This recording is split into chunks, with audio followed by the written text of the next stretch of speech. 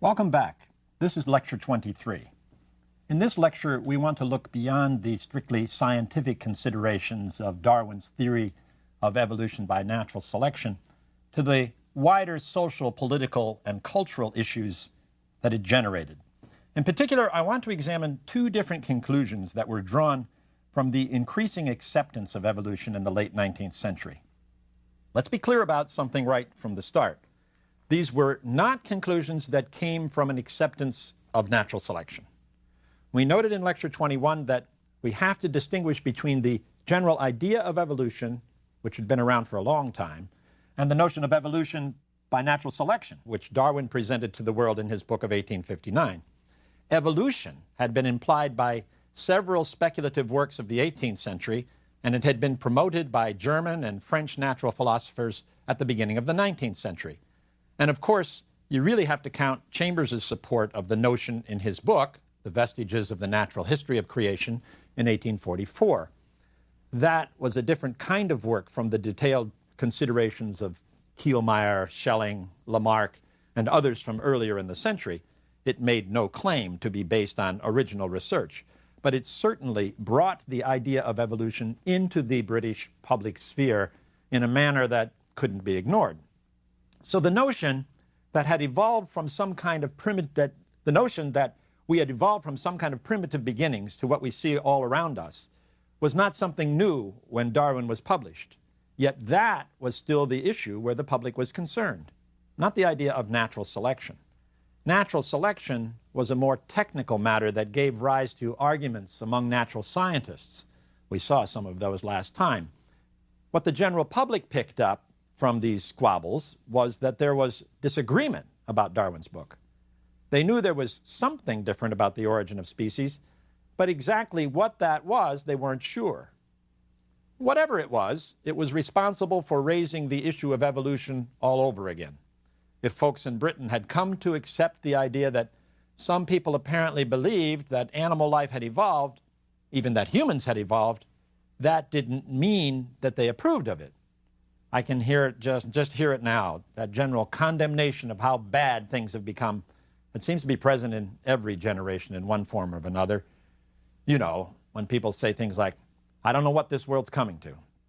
So the issue that confronted the average person as a result of the appearance of the origin was evolution. To restate something I mentioned back in Lecture 21, one very significant effect of Darwin's work was to give a great visibility to the idea of evolution and to promote a wider acceptance of evolution's reality, even though natural selection was widely criticized. Now, the conception of evolution normally envisioned was a progressive evolution. Recall how explicit that had been in Chambers' book. He was trying to associate the progress he was so committed to as a Whig reformer with natural law, as if progress was inevitable, and the sooner you realized it and got on the Whig bandwagon, the better off for everyone. But progressive evolution was not guaranteed by Darwin's natural selection. Evolution in Darwin's scheme had no blueprint. It could go one way for a while, and then, depending on what happened in nature, it could go in another direction. There was no goal toward which it was striving, as there had been in all previous evolutionary systems. The only thing it guaranteed was an optimal adaptation to whatever circumstances happened to be present. What those circumstances were, or what brought them about, was not a major concern in the way the theory worked. Of course, this meant that Darwin had fundamentally questioned the idea of providence. If there was no need for a blueprint, then clearly a divine blueprint was not needed either. And without that, how could one assume that things were under God's care, that all things work together for good? You couldn't. And that was just too much for most people to get their minds around. So even if you were the kind of person who wanted to be up on the latest science, that just meant that you were willing to consider the possibility that life had actually evolved. And if you were impressed that maybe life had evolved, that meant merely that you might have to adjust some things about your religious beliefs. You probably believed the question was whether you were going to have to stretch your inherited religious beliefs and opt for some kind of deism. That was bad enough, but at least you would still have a God who was in control of history. History was going where God determined it would go, where God wanted it to go. So when people got involved with discussions of evolution in the aftermath of Darwin, the most commonly understood version of evolution was neo-Lamarckian, in which evolution was moving toward a goal. This is one reason why a lot of the talk about evolution involved political issues. They invariably involve a goal of one sort or another, and the goal in political ideas is often vague, just like it can be in religion. In politics, it's the ideal society we're supposedly working toward. Now, the application of evolutionary concepts to social and political questions in the post-Darwinian period is often known as social Darwinism. From everything I've just said, I hope you can see why this label is technically a misnomer. I've always maintained that we should use the term social Lamarckism instead of social Darwinism. But the phrase that has prevailed is social Darwinism. It refers to the general extension of evolution into social and political phenomena. I think I can explain why the phrase social Darwinism prevailed. That's because it's in fact extremely hard to resist the temptation to associate progress with evolution, even if technically you're talking about evolution by natural selection. Natural selection doesn't guarantee progress, correct. But what if I told you that even Darwin himself believed in some degree of evolutionary progress? I've told you that Darwin denied there was any necessary tendency to advance, and that's true. But Darwin was also human, and that means that there were aspects of his outlook that, from our point of view anyway, might not seem entirely consistent. But Darwin was a man of his time. He was not a 20th century existentialist who believed that the cosmos wasn't going anywhere at all. Where humans were concerned, Darwin seemed to feel not only that there had been progress, but that it could continue and would continue, even if it did so at what he confessed to Hooker was a humiliatingly slow pace. And he didn't see this inevitable progress as a contradiction, even if we might want to say to him, wait a minute, you just said there's no necessary tendency to advance in nature, and we're part of nature. All I can tell you is that in Darwin's mind, there wasn't a contradiction here. Now, I sometimes tell my students, when they're having problems understanding a historical figure who's not making sense to them, that the problem is theirs, not the historical figures. If we can't understand why people from the past say or act as they do, it's our problem, not theirs. We need to go back to the drawing board and see if we can figure out why they put things together as they did. So this belief of Darwin's in human progress did not conflict with natural selection in his mind. Perhaps the phrase social Darwinism is okay after all. I said at the outset of the lecture that I wanted to talk about two different forms of social Darwinism that made their appearance in the years after the origin of species. Evolutionary ideas inspired two different applications of evolution to social and political questions in the 19th century, at least two. The first and most well-known was the view of Herbert Spencer in Great Britain. The other occurred in Germany with the work of Ludwig Büchner. Spencer and Büchner came to very different conclusions about what evolution meant for society and politics. And that's interesting in itself. I've sometimes said that natural science is like the Bible. You can prove almost anything using it. The fact that these two men, starting with the same basic idea, came to very different conclusions shows that attempts to apply natural science to society depend on who's doing it. So let's take a look at these two men and what they said. First, Herbert Spencer. His conclusions very much reflect his particular English upbringing, so we need to know something about Spencer's background. He was not the sort of upper middle class figure we've gotten used to when talking about somebody like Darwin or Lyell. At least his origins were different. He would, later in his life, rub shoulders with many of Britain's intellectual luminaries, but his family origins were quite modest. As a child, he was raised among dissenting Methodists in the 1820s. In fact, it was not only from matters of religion that his father and his uncle dissented. They were an unconventional lot from the word go. And Spencer was strongly influenced by the individualism they cultivated.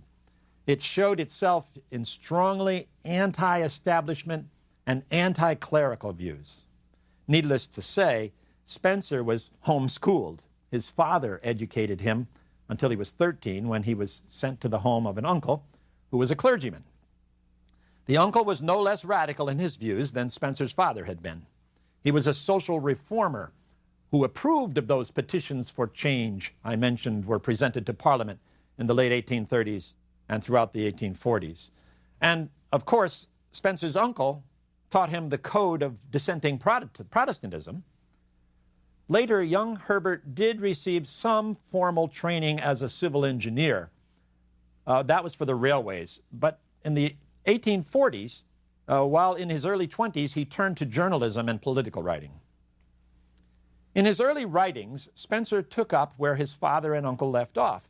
He defended radical causes like land nationalization and laissez-faire economic policies. Not surprisingly, Spencer, at 24, was one of those who really liked Chambers's Vestiges when it came out in 1844. This kind of extreme stuff was right down his alley. But it wasn't the only thing that convinced him about evolution. He'd also read Charles Lyell's treatment of Lamarck. Recall, Lyell had discussed Lamarck's system thoroughly in order to set it up for dismantling. Lyell let you know what was in Lamarck so he could show you why it made no sense. And he'd succeeded with most of his readers. It was just that Spencer was not most of his readers. Spencer found that he liked the Lamarck Lyell had portrayed better than he appreciated Lyell's criticisms of Lamarck. So when Darwin's theory appeared, Spencer latched onto it. He could find certain Lamarckian notions in it. For example, Darwin did acknowledge a minor role for use and disuse. Spencer, of course, valued use and disuse far more than Darwin did. So Spencer didn't bother himself all that much to distinguish Darwin from Lamarck. He proceeded as if Darwin's achievement had been just to endorse the idea of evolution as something that was real, something that had actually happened in history. He didn't worry much about this natural selection business. As I noted in Lecture 21, Spencer used Darwin's confirmation of evolution in the organic world to support and promote a general belief in cosmic evolution. His book, First Principles, appeared just after The Origin came out. It depicted a grand cosmological evolution from a state of chaos to a state of order. In the process, of course, underscoring the progressive advance that ruled everywhere in nature. Then, in the mid-1860s, he did focus in on Darwin's idea of natural selection. It came in a book called Principles of Biology. Spencer wasn't shy about passing himself off as an expert in lots of fields. He proposed what he thought was a better phrase than natural selection. As a replacement for natural selection, he suggested survival of the fittest. Survival of the fittest was Spencer's interpretation of Darwin's natural selection. On its surface, it seemed reasonable. In fact, Alfred Russel Wallace urged Darwin to accept the replacement. It didn't convey, Wallace said, the idea that nature was selecting the way breeders do. It was just saying that the fit survive. Wallace wasn't the only one who pointed out to Darwin that his phrase, natural selection, had appeared to personify nature, to make it sound as if nature was not a blind machinery, but something that exercised the human capacity for choice among alternatives.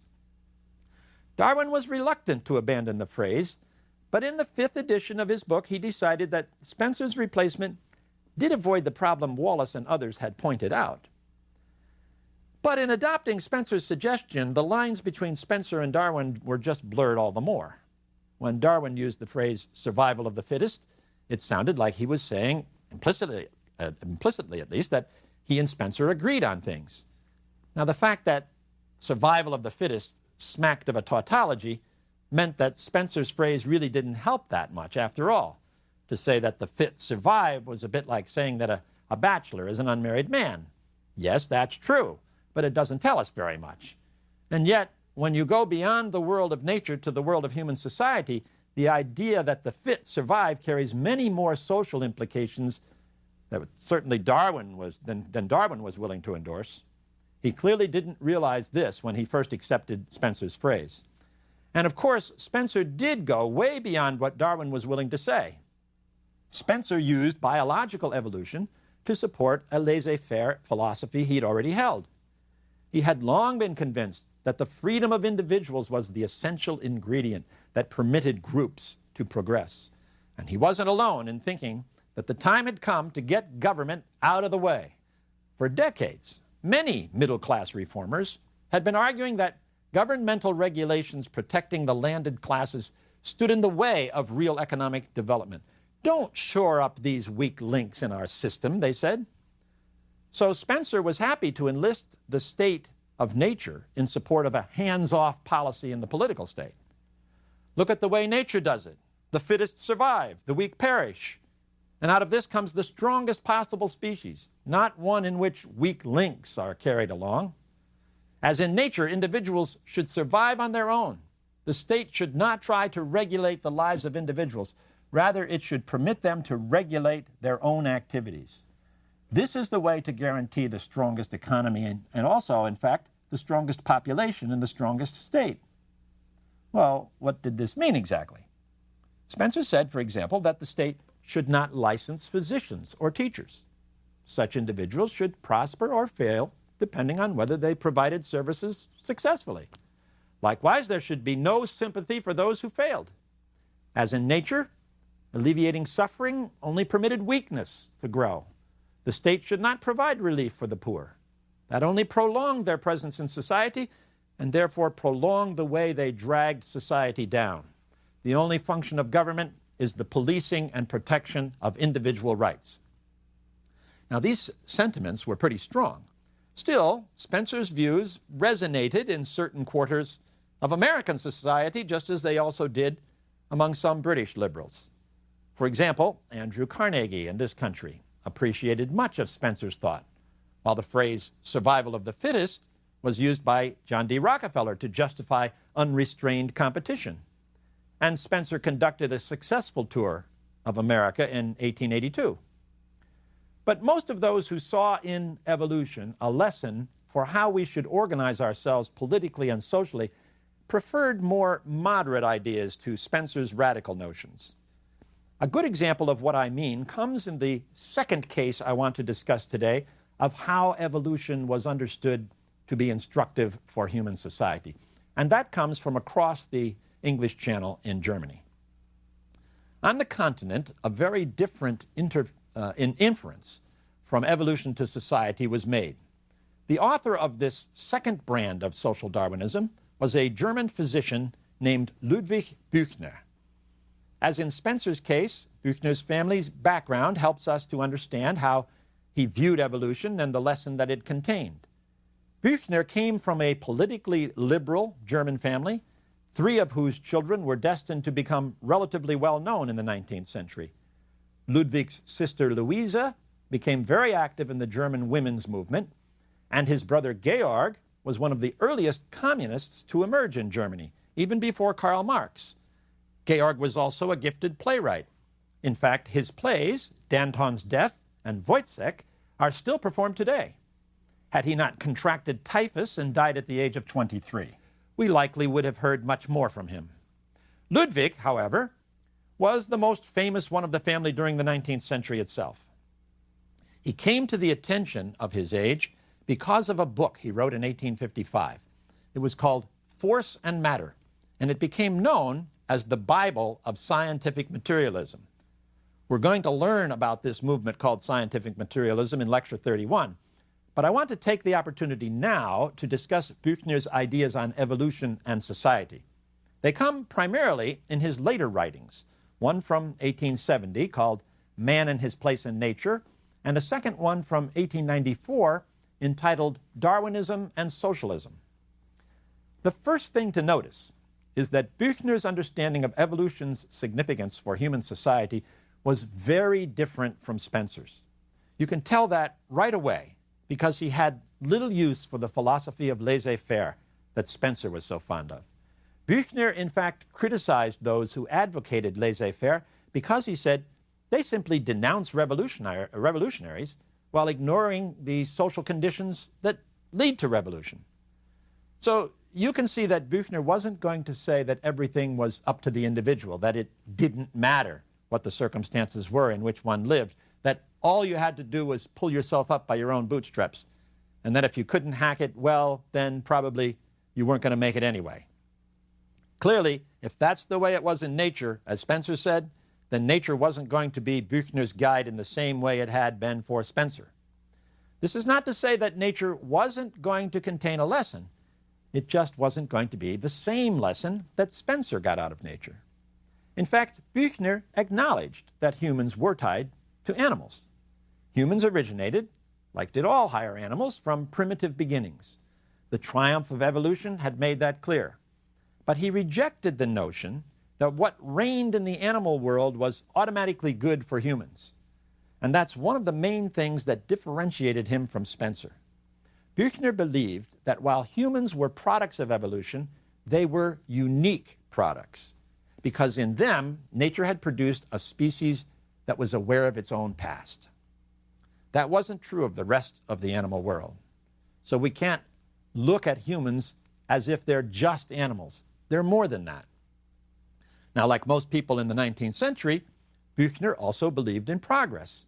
And it's right at this point where he's insisting that humans are more than mere animals that it shows. There had obviously been progress in human civilization, even though evolution taught that human origins had occurred among animals.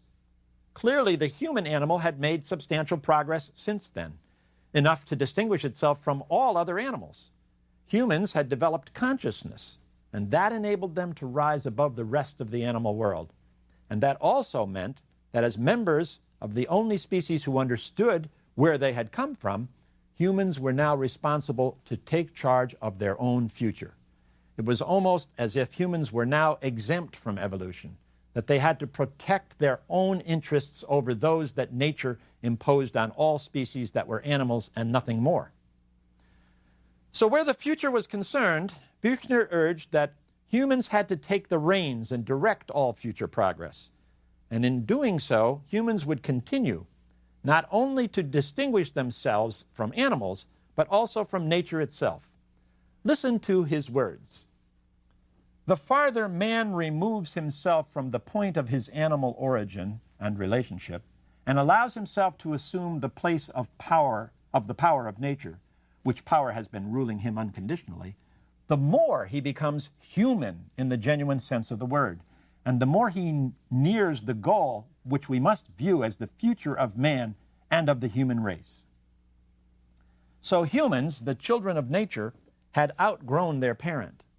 Yes, nature would continue to affect them as animals, but that was the only way nature should be allowed to affect them. It was up to humans to make sure that human interests were served and that human goals were achieved. The lesson of evolution was that as the capstone of the evolutionary process, we must now take charge of our own future. Well, how did this work out in practice? What did this mean in concrete terms? Exactly what were the implications for society of this different attitude from the one we saw emerge over in England? In fact, Büchner did draw some general and specific conclusions from his understanding of evolution and its lesson. In general, he believed that the human species had to equalize as much as possible the means by which humans began nature's struggle for existence. So he granted that an important aspect of human life was the struggle for existence. We were, after all, animals too, so we couldn't escape nature's struggle for existence. But to engage in it as humans, we couldn't just go at it in a war of all against all. We had to do it as humans, and that meant for him that we should begin with an acknowledgement that we were all in it together. That is, we should all begin this unavoidable struggle as much as possible on an equal basis. Well, how would he propose to accomplish this? He had a couple of specific ideas on that. Basically, it came out in the form of his fundamental social and political stance. The social and political implication of our unique evolutionary past was, for Buechner, a modified form of capitalism. This is how it worked. All humans should begin the struggle for existence on as equal a basis as possible. This meant, for example, that rights of inheritance should be limited. In a later work, he said eliminated. Why? Because if one person were to inherit a good deal from his parents, while another received little or nothing, then they were hardly beginning the struggle for existence on an equal footing. So if we eliminate rights of inheritance, we take care of that inequality. In fact, it does more than just that. It also protects the rights of the individual. You see, although everyone had to begin the struggle for existence on an equal footing, Buechner was under no illusion that everyone would perform the same way in the struggle itself. He acknowledged that there were natural inequalities among humans. Some would do well in the struggle, while others would not do as well. If you did well and amassed a good deal of wealth and property, that was yours. It wasn't going to be taken away from you. Buechner had no use for the Marxist communist movement, which by the end of the century had shown itself, nor did he endorse the agenda of the Socialist Party that was beginning to become a force within German politics. No, you were free to become as rich as you could, provided, of course, you respected the law and the rights of others along the way. The only thing you had to do was to give it all back to the state when you died. You couldn't pass it along to your children and give them an unfair advantage as they began their own struggle for existence. Now, of course, there were practical implications of doing this that Buechner didn't address. Let's say that you were among the more successful folks of society. How exactly could you raise your children without giving them some kind of advantage? Unless you were to farm your children out somehow, they would naturally enjoy the advantages of your prosperity. And who would enforce this requirement anyway? Who would make sure you didn't pass some of your wealth along to your offspring? Okay, so there were some problems here. But you can see the very different understanding of the meaning of evolution for society that Buechner had in comparison to Spencer. And he didn't confine himself only to wealth and inheritance. He also said that the lesson of evolution, that we are unique products who now must assume control of the future, was that the basic rights of humans as they continued the struggle for existence included the right to health. So the state should become an insurance organization against sickness, accident, and old age. Finally, Buechner didn't like the exploitation of the poor by landlords that he saw around him. It came about because, he said, we have the idea that we can own land. But the land is not something we can really own. It was here before us, it will be here after us. If you say we can own land, then it makes as much sense to say that we can own the air and the sunshine. To claim to own any of these things and then to charge others for their use didn't make sense to him. Now, people at the time were not claiming that they owned the air or sunshine, but they did claim to own land, and they did charge rent. So Buechner proposed the elimination of ground rents. Now, you can see from the radical nature of Buechner's proposals that they didn't have much chance of being realized. Still, this was the lesson he got from a consideration of evolution and the human past. In fact, neither Spencer's nor Buechner's recommendations carried the day where actual practice was concerned. But in their own way, the issues Spencer and Buechner raised brought public attention to evolutionary ideas. They were pointing out that what scientists were saying about the way nature is has a larger meaning. Science wasn't limited to just technical information that scientists argued about. There were deeper questions buried in these investigations that were important to all members of society. One of the areas where this was obvious, of course, was religion. That had been clear for some time now. And as the public found itself confronted more and more with natural science in general, and as evolution became more and more a public issue in particular, the question of the relationship between evolution and religion became increasingly important. We'll examine the issue of evolution's impact on religious ideas in the late 19th century in our next lecture.